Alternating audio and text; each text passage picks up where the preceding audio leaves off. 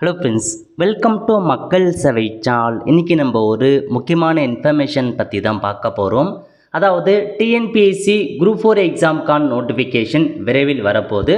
இப்போது அப்ளை பண்ணுறதுக்கு எந்தமான டாக்குமெண்ட் தேவைப்படும், யார் யாரெல்லாம் அப்ளை பண்ணலாம், இதுக்கு தேவையான எலிஜிபிலிட்டி என்ன, இதை பற்றின மொத்த இன்ஃபர்மேஷன் தான் இந்த வீடியோ வந்து பார்க்க போகிறோம். இந்த வீடியோ ஸ்கிப் பண்ணாமல் ஃபுல்லாக பாருங்கள். அது மட்டும் அல்ல, இந்த வீடியோ நிறைய பேருக்கு ஷேர் பண்ணுங்கள்.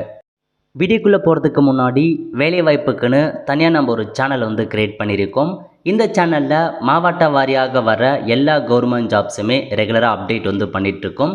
இதுக்கான லிங்க்கை நான் டிஸ்கிரிப்ஷன் வந்து கொடுத்துட்றேன். விருப்பம் இருக்கவங்க இந்த சேனலை நீங்கள் சப்ஸ்கிரைப் பண்ணி வச்சுக்கோங்க. அதேமாரி ஜாப்க்காக வாட்ஸ்அப் சேனல், டெலிகிராம் குரூப், அந்த மாதிரி பல்வேறு சோஷியல் மீடியா பிளாட்ஃபார்ம் இருக்குது. அதையும் மறக்காமல் நீங்கள் ஃபாலோ பண்ணுங்கள். ஓகே, ஸோ இப்போதைக்கு டிஎன்பிஎஸ்சியை பொறுத்த வரைக்கும் குரூப் 1க்கான ஒரு வேலையை வந்து அறிவிச்சிருக்காங்க. விரைவில் வந்து குரூப் 4 எக்ஸாமுக்கான நோட்டிஃபிகேஷன் வரப்போகுது. என்றைக்கு நோட்டிஃபிகேஷன் ரிலீஸ் பண்ணுறாங்க அப்படின்னா டென்டேட்டிவ் ஆனுவல் பிளானரில் கொடுத்துருக்காங்க பாருங்கள்.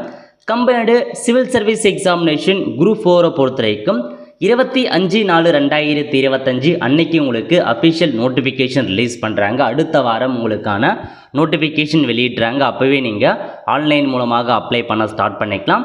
எக்ஸாம் பொறுத்த வரைக்கும் 13/7/2025 அன்னைக்கு தான் உங்களுக்கான எக்ஸாம் இருக்குது அப்படின்றதையும் வந்து பார்த்தா மென்ஷன் பண்ணியிருக்காங்க.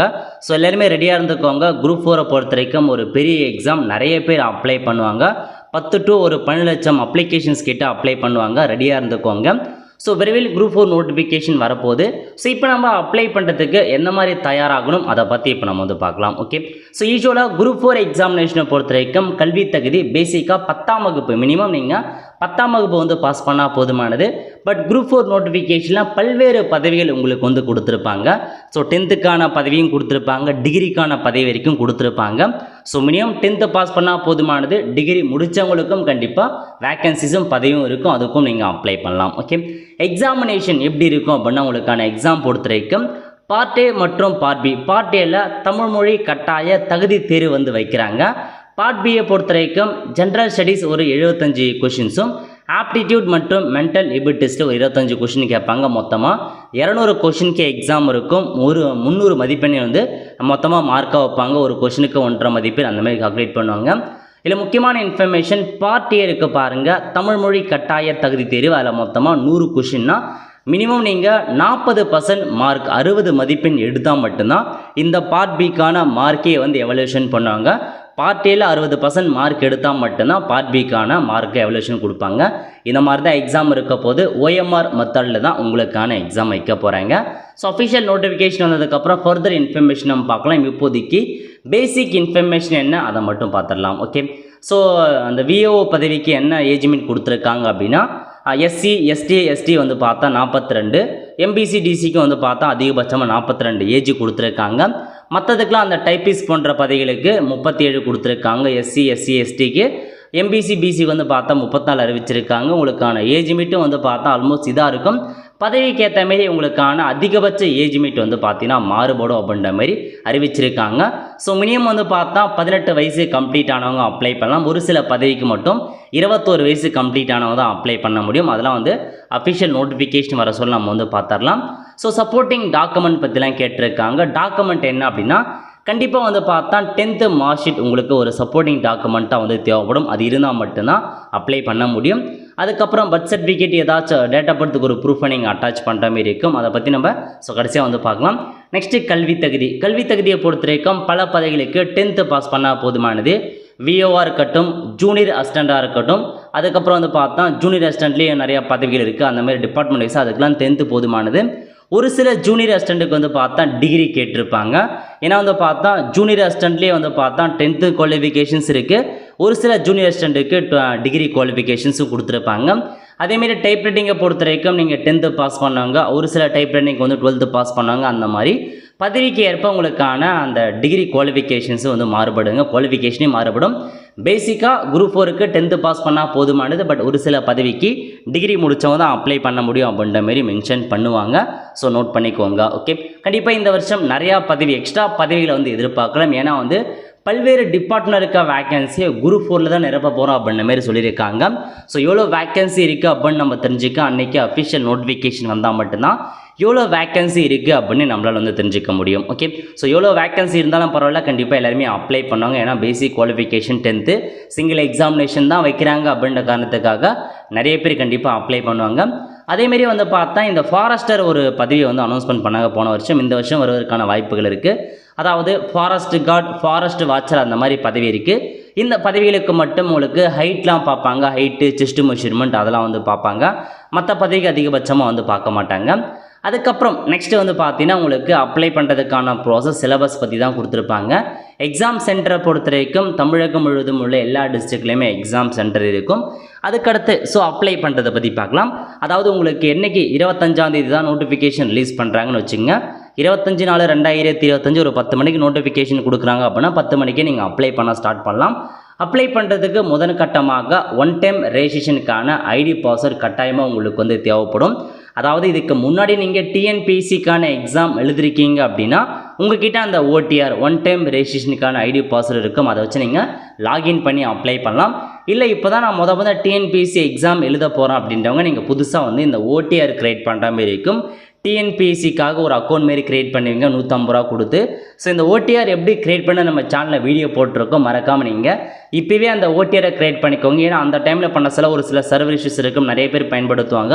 முன்னாடி கூட நீங்கள் ஒன் டைம் ரெஜிஸ்ட்ரேஷன் நீங்கள் வந்து கிரியேட் பண்ணலாம். அதேமாரி ஓடிஆர் கிரியேட் பண்ணி 5 வருஷம் ஆயிடுச்சு அப்படின்னா நீங்கள் ரெனிவல் பண்ணுற மாதிரி இருக்கும். அதுக்கான வீடியோ நம்ம சேனலில் வந்து போட்டிருக்கோம். ஓகே, ஸோ இப்போ நம்ம ஆன்லைனில் அப்ளை பண்ணுறதுக்கு எந்த மாதிரி டாக்குமெண்ட் தேவைப்படும் அப்படின்னா கம்பல்சரி ஃபோட்டோ வந்து கேட்பாங்க. அதாவது லாஸ்ட்டாக 3 மாதத்துக்குள்ளே எடுத்த ஃபோட்டோ கேட்பாங்க. 3 மாதத்துக்குள்ளே இருக்க ஃபோட்டோ அப்படின்னா நீங்கள் எடுத்து வச்சுக்கோங்க. இல்லாதவங்க புதுசாக வந்து பார்த்தா வாங்க பாருங்கள். 3 மாதத்துக்குள்ளே இருக்க ரீசன்ட் பாஸ்போர்ட் சைஸ் ஃபோட்டோ இருக்கணும். அந்த பாஸ்போர்ட் சைஸ் ஃபோட்டோ கீழே ஃபோட்டோ எடுத்ததுக்கான தேதி உங்கள் பெயர் இருக்கணும். அதுக்கேற்ற மாதிரி தான் நீங்கள் ஃபோட்டோ அப்லோட் பண்ணிங்க. அதேமாரி சிக்னேச்சரை அப்லோட் பண்ணுற மாதிரி இருக்கும், அதுவும் அவசியமானது. ஓகே, இதை தவிர்த்து என்னமான டாக்குமெண்ட் தேவைப்படும் அப்படின்னா உங்களுடைய 10th மார்க் ஷீட் தேவைப்படும். நீங்கள் அதிகபட்சம் இது என்ன படிச்சிருக்கீங்க, 12th முடிச்சிருக்கீங்கன்னா 12th மார்க் ஷீட் தேவைப்படும். டிகிரி முடிச்சிருக்கீங்க அப்படின்னா டிகிரிக்கான மார்க் ஷீட் கேட்பாங்க, கன்சால்டேட் கேட்பாங்க, ப்ரொஃபஷனல் கேட்பாங்க. இது மூணுமே அவசியமானது. பிஜி முடிச்சிருக்கீங்க அப்படின்னா பிஜிக்கான அந்த டாக்குமெண்ட்ஸும் தேவைப்படும். இதை தவிர்த்து உங்களுடைய கம்யூனிட்டி சர்டிஃபிகேட் வந்து கேட்பாங்க. ஃபஸ்ட் டைம் ரெஜிஸ்டர் பண்ணுறவங்க கம்யூனிட்டி சர்டிஃபிகேட் கேட்பாங்க. ஆல்ரெடி ஓடிஆர் இருக்கவங்க ஜாதி சர்டிஃபிகேட் வந்து பார்த்தா தேவையில்லை. முக்கியமான இன்ஃபர்மேஷன் உங்கள் ஜாதி சர்டிஃபிகேட், அதாவது நீங்கள் ஒரு பெண்களாக இருக்கீங்க, நீங்கள் திருமணம் ஆகிடுச்சு அப்படின்னா உங்கள் ஜாதி சர்டிஃபிகேட்டில் கண்டிப்பாக அப்பா பெயர் தான் இருக்கணும், ஹஸ்பண்ட் பெயர் இருக்கக்கூடாது. அதையும் டிஎன்பிஎஸ்சி அஃபிஷியலாக தெரிவிச்சிருக்காங்க. அப்படி அவங்க ஹஸ்பண்ட் பேர் இருக்குது ஜாதி சர்டிஃபிகேட்டில் அப்படின்னா உங்கள் அப்பா பேரை மாற்றி புதுசாக அப்ளை பண்ணி வாங்கி வச்சுக்கோங்க. ஏன்னா ஜாதி சர்டிஃபிகேட்டில் அப்பா பேர் இருந்தால் மட்டும்தான் செல்லுபடி ஆகும். ஓகே, ஜாதி சர்டிஃபிகேட் அவசியமானது. நெக்ஸ்ட் நீங்கள் பிஎஸ்டிஎம் வச்சுருக்கீங்க. அதாவது இதுக்கு பேசிக்காக வந்து 1 to 10th வரைக்கும் பிஎஸ்டிஎம் இருந்தாவே போதுமானது. பட் டிகிரிக்கும் அப்ளை பண்ணீங்க அப்படின்னா டிகிரி வரைக்கும் நீங்கள் வந்து பிஎஸ்டிஎம் தேவைப்படும். அதாவது இப்போ வந்து பார்த்தா குரூப் 4 நிறையா பதவி கொடுக்குறாங்கன்னு வச்சுக்கோங்க. 10th உண்டான பதவியும் இருக்குது, டிகிரிக்கு உண்டான பதவி இருக்குது அப்படின்னு வச்சுக்குவோம். இப்போ நீங்கள் ஏதாச்சும் ஒரு போஸ்ட்டுக்கு செலக்ட் ஆகிறீங்க, 10th உண்டான போஸ்ட்டுக்கு நீங்கள் செலக்ட் ஆகிறீங்க அப்படின்னா பிஎஸ்டிஎம் இருக்குது அப்படின்னா உங்களுக்கு அந்த 10th உண்டான பதவிக்கு மட்டும் பிஎஸ்டிஎம் எலிஜிபிள் ஆகும். இதுவே நீங்கள் டிகிரிக்கு உண்டான பதவிக்கு அப்ளை பண்ணுறீங்க அப்படின்னா 1 to டிகிரி வரைக்கும் பிஎஸ்டிஎம் இருந்தால் தான் அந்த டிகிரி உண்டான பதவிக்கு பிஎஸ்டிஎம் எலிஜிபிள் ஆகும். வாங்கி வச்சுக்கோங்க. நீங்களே ஆன்லைன் மூலமாக அப்ளை பண்ணி பிஎஸ்டிஎம் வாங்கலாம். நீங்கள் 1 to 10th வரைக்கும் 1 to 12th வரைக்கும் எத்தனை ஸ்கூலில் படிச்சிருந்தாலும் சரி ஆன்லைன் மூலமாக பிஎஸ்டிஎம் அப்ளை பண்ணுங்கள். அதேமாரி டிகிரியாக இருக்கீங்கன்னா சம்மந்தப்பட்ட காலேஜில் போயிட்டு மேனுவலாக நீங்கள் உங்களுக்கான அந்த பிஎஸ்டிஎம் சர்டிஃபிகேட் வாங்குற மாரி இருக்கும். தமிழ் வழியில் படிச்சிருக்கீங்க அப்படின்னா கண்டிப்பாக இடஒதுக்கீடு இருக்குதுங்க, மறக்காமல் அதை வாங்கி வச்சுக்கோங்க. அப்ளை பண்ண சொல்லவே நீங்கள் அப்ளை பண்ணுங்கள். ஓகே, இதை தவிர்த்து வந்து பார்த்தா வேறு எந்த டாக்குமெண்ட்ஸும் இருக்காது. ஒரு சில எக்ஸ்பீரியன்ஸ் கேட்டிருப்பாங்க, அந்த டாக்குமெண்ட். அதுக்கப்புறம் டைப் ரைட்டிங் முடிச்சிருக்கீங்க அப்படின்னா அதுக்கான டாக்குமெண்ட் தேவைப்படும். ஷார்ட் ஹேண்ட் முடிச்சிருக்கீங்க அப்படின்னா அதுக்கான டாக்குமெண்ட் தேவைப்படும். COA certificate, computer and office ஆட்டோமேஷனுக்கான கோர்ஸ் இருக்க பாருங்கள், அது முடிச்சிருக்கீங்கன்னா அதுக்கும் வந்து பார்த்தா உங்களுக்கு வந்து கேட்பாங்க. ஜூனியர் அசிஸ்டன்ட் பதவிக்கு கண்டிப்பாக அந்த COA சர்டிஃபிகேட் ரொம்ப ஹெல்ப்ஃபுல்லாக இருக்கும். அதெல்லாம் வந்து இருக்குது அப்படின்னா அதெல்லாம் நீங்கள் எடுத்துகிட்டு போயிட்டு அதை வச்சு அப்ளை பண்ணுங்கள். இதுதாங்க பேசிக் டாக்குமெண்ட். இது இருந்தாவே போதுமானது, நீங்கள் அப்ளை பண்ணலாம்.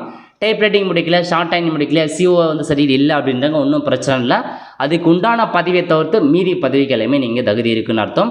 பேசிக்காக 10th பாஸ் பண்ணியிருந்தாவே போதுமானது, நீங்கள் அப்ளை பண்ணிக்கலாம். ஓகே, அதாங்க. இதான் உங்களுக்கான பேசிக் இன்ஃபர்மேஷன். கண்டிப்பாக நோட்டிஃபிகேஷன் வரும்போது நம்ம சேனலில் இன்ஃபார்ம் பண்ணுவோம்.